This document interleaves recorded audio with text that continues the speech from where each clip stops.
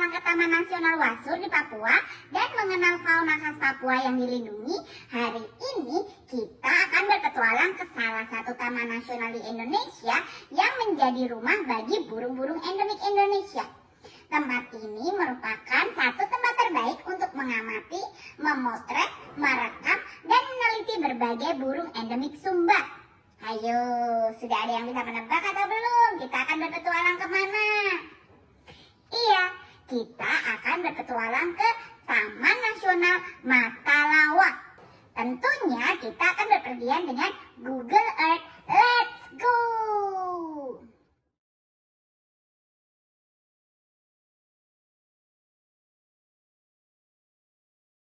Yeay, kita sudah sampai. Taman Nasional Matalawa berlokasi di Sumba Timur, Nusa Tenggara Timur. Taman Nasional Matalawa merupakan gabungan dari dua taman nasional, yaitu Taman Nasional Manupeu Tanah Daru dan Taman Nasional Laiwangi Wangameti. Taman Nasional Matalawa memiliki luas sekitar 92.000 hektar. Kekayaan hayati Taman Nasional ini meliputi 375 jenis tumbuhan, 28 jenis mamalia, 30 jenis reptil, 6 jenis amfibi, 41 jenis capung, 94 jenis kupu-kupu, dan 159 jenis burung, ditambah 129 gua dan puncak logameti. Taman Nasional ini menjadi satu-satunya kawasan konservasi yang terletak di Pulau Sumba, Habitat Endemic Bird Area atau HIBA di Indonesia, dan salah satu dari 43 daerah penting bagi burung atau DPB di Nusa Tenggara. Berdasarkan survei yang dilakukan oleh Burung Indonesia pada tahun 2007, di salah satu kawasan Matalawa terdapat 120 jenis burung. Dan survei berkelanjutan yang dilakukan oleh PEH Taman Nasional Matalawa berhasil mendokumentasikan 115 jenis burung di dalam maupun di sekitar kawasan Matalawa. Balai Taman Nasional Matalawa memiliki dua jenis satwa terancam punah prioritas, yaitu kakatua Sumba dan julang Sumba, yang menurut surat keputusan Direktur Jenderal nomor agar ditingkatkan populasinya sebesar 10% setiap tahunnya. Yuk kita kenalan lebih dekat dengan satwa khas yang terancam punah di Taman Nasional Matalawa ini. Yang pertama adalah kakatua Sumba. Kakatua Sumba merupakan satu dari 4 jenis kakatua kecil jambul kuning yang endemik di Pulau Sumba. Jambulnya orange yang membedakannya dengan jenis lainnya. Burung ini dijuluki kakak oleh masyarakat Sumba karena suaranya yang seperti orang berteriak, kak, kak, kak, kak, seperti itu. Di alam liar, kakatua Sumba lebih dikenali karena suaranya yang nyaring. Ketika terbang, tubuhnya yang putih tampak kontras dengan hutan yang hijau. Pada masa berkembang biak, kakatua Sumba memilih lubang pohon yang tinggi sebagai sarang. Perburuan kakatua Sumba masih saja terjadi meskipun telah dilindungi oleh Peraturan Menteri LHK nomor P106 tahun 2018 tentang perubahan kedua atas Peraturan Menteri Lingkungan Hidup dan Kehutanan Republik Indonesia nomor P20 Men LHK _Sekjen KUM _1/6/2018 tentang jenis tumbuhan dan satwa yang dilindungi. Berdasarkan data BirdLife International, diperkirakan jumlah kakatua Sumba adalah 563 individu pada tahun 2012. Hal ini didasarkan pada survei di seluruh tutupan hutan yang tersisa di 6 IBA atau Important Bird and Biodiversity Area. Pada masa berkembang biak, kakatua Sumba memilih lubang pohon yang tinggi sebagai sarang. Jenis pohon yang aktif digunakan setiap tahun di hutan Prekomba adalah pohon mara. Perkembangbiakan kakatua Sumba termasuk lambat.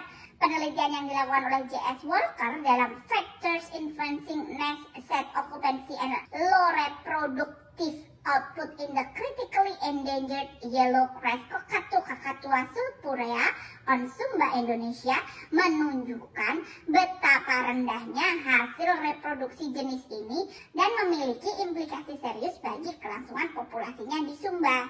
Hewan dilindungi yang kedua adalah julang Sumba. Julang Sumba atau Sumba hornbill juga dikenal sebagai Sumba Red-Headed Hornbill dan Everett Hornbill. Mereka juga memiliki nama lokal dan dikenal sebagai goanggali. Burung ini berada dalam famili Bucerotidae dengan nama ilmiah Rhyticeros everetti. Panjang tubuhnya mencapai 70 cm.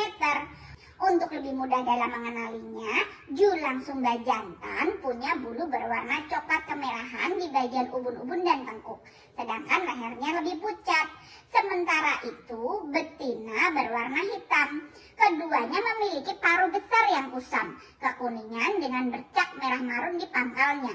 Tenggorokannya berwarna biru dan menggembung, sementara penutup kepalanya bergerigi. Walaupun tidak banyak informasi mengenai spesies ini, fakta berikut masih bisa memberikan gambaran tentang gaya hidup dan status keberadaannya di alam liar. Berdasarkan penyebarannya, julang Sumba merupakan burung endemik di Kepulauan Nusa Tenggara, tepatnya di Pulau Sumba. Rangkong Indonesia menginformasikan bahwa mereka menghuni hutan primer, hutan monsun, hutan galeri, serta hutan yang berada di sepanjang aliran sungai. Mereka biasanya ditemui di dataran rendah dengan ketinggian hingga 950 meter. Sumber yang sama menjelaskan bahwa julang Sumba adalah burung spesialis pemakan buah. Tapi sebenarnya belum ada studi mendetail tentang hal tersebut. Sebagian besar pengamatan menunjukkan bahwa julang Sumba banyak memakan slender figs atau buah ara pencekik. Di bawah satu pohon sarangnya bisa ditemukan biji dari 16 jenis buah. Berdasarkan informasi dari Hornbill Specialist Group, julang Sumba biasanya terlihat di pohon yang sedang berbuah. Mereka berpergian bersama pasangan atau berada dalam kelompok yang terdiri hingga 15 burung. Burung ini berkumpul dalam satu pohon. Biasanya bisa mencapai 70 individu di satu tempat bertengger. Julang Sumba terbang melintasi hutan dan lahan terbuka dari sana. Balai Taman Nasional Matalawa mempunyai tugas dan fungsi pengelolaan sumber daya alam di Taman Nasional Matalawa, mencegah dan menghindari adanya satwa atau flora yang keluar dari dalam kawasan. Balai Taman Nasional Matalawa berkolaborasi dengan pihak lain seperti dengan masyarakat yang hidup di desa-desa sekitar kawasan dan membantu peningkatan kesejahteraan masyarakat secara berkelanjutan, seperti membangun pembangkit listrik tenaga air di kawasan Taman Nasional Matalawa. Taman Nasional Matalawa ini adalah penjaga biodiversitas Sumba yang menakjubkan. Dengan visi pelestarian jangka panjang, Taman Nasional Matalawa mengintegrasikan kearifan lokal dengan praktik konservasi modern yang berkelanjutan. Warisan alam Sumba membutuhkan komitmen lintas generasi untuk tetap lestari selamanya. Melalui pendekatan holistik, setiap elemen ekosistem mendapat perlindungan optimal dari ancaman kepunahan. Program edukasi konservasi menciptakan kesadaran masyarakat tentang pentingnya menjaga keseimbangan alam. Berikut 4 program utama Balai Taman Nasional Matalawa. Yang pertama adalah program perlindungan satwa endemik prioritas. Kakatua Sumba dan julang Sumba mendapat perhatian khusus sebagai spesies terancam punah. Program breeding dan monitoring populasi bertujuan meningkatkan jumlah individu secara konsisten. Habitat alami kedua spesies ini dijaga ketat dari berbagai ancaman eksternal. Program yang kedua adalah pengawetan ekosistem hutan primer. Kelompok hutan Laiwangi, Wangameti, dan Manupau Tanah Daru dipertahankan keasliannya. Patroli rutin polisi kehutanan memastikan tidak ada aktivitas ilegal merugikan. Sistem monitoring resmi memberikan informasi real time tentang kondisi kawasan konservasi. Program yang ketiga adalah penelitian dan inventarisasi biodiversitas. Kerjasama dengan lembaga penelitian menghasilkan data komprehensif tentang kekayaan hayati. Inventarisasi flora dan fauna dilakukan berkelanjutan untuk melengkapi database konservasi. Publikasi ilmiah mendokumentasikan temuan baru spesies endemik Sumba. Dan yang terakhir adalah pemberdayaan masyarakat di sekitar kawasan. Program ekonomi produktif memberikan alternatif mata pencaharian ramah lingkungan. Kelompok masyarakat pelestari hutan berperan aktif dalam pengamanan kawasan. Pembangunan infrastruktur berkelanjutan meningkatkan kesejahteraan tanpa merusak ekosistem. Nah, sekarang bagaimana cara kita menuju ke Taman Nasional Matalawa dan berapa harga tiketnya? Untuk menuju ke Taman Nasional Matalawa, teman-teman dari luar kota harus terbang ke Bandara Umbu Mehangkunda di Waingapu atau Bandara Tambaloka di Sumba Barat Daya. Kemudian dari bandara, teman-teman dapat melanjutkan perjalanan darat menggunakan mobil sewaan atau transportasi lokal menuju ke pintu masuk kawasan Taman Nasional Matalawa.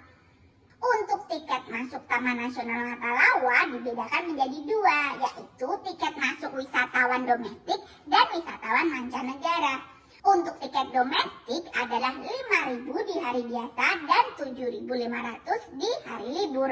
Sedangkan untuk wisatawan mancanegara, tiketnya sebesar 150.000 di hari biasa dan 225.000 di hari libur.